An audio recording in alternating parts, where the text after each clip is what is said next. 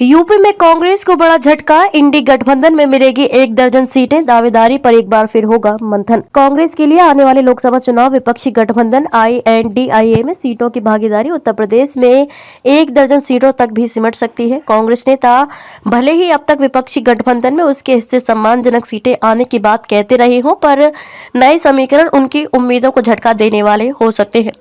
कांग्रेस को पिछले 2 विधानसभा चुनाव में उसके प्रदर्शन के अनुरूप ही सीटें मिलने की उम्मीद है। हालांकि कांग्रेस के कुछ नेताओं का मानना है कि उनके हिस्से 1.5 दर्जन सीटें जरूर आएंगी।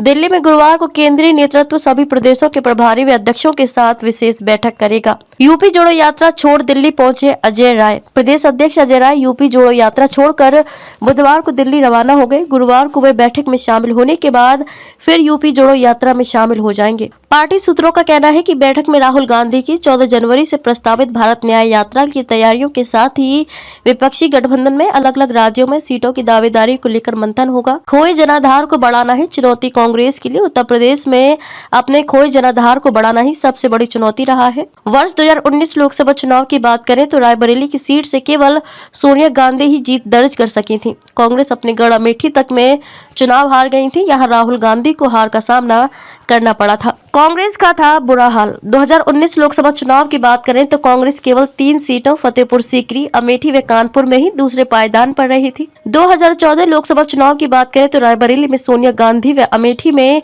राहुल गांधी ही जीत सके थे।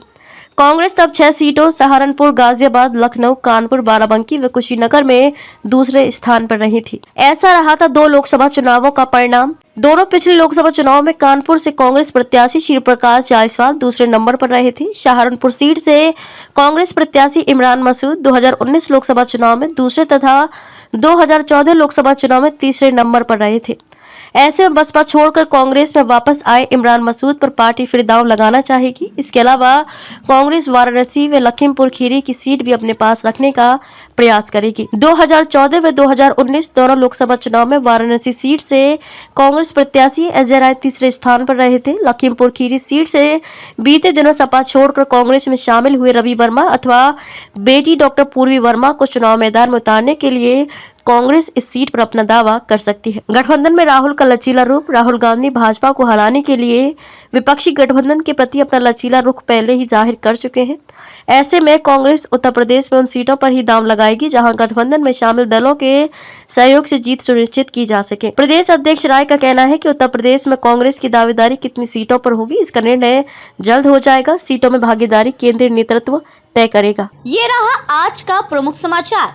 आगे भी जुड़े रहिए हमारे साथ, क्योंकि हम फिर लेकर आएंगे सनसनीखेज एवं जनहितैषी खबरों का खजाना।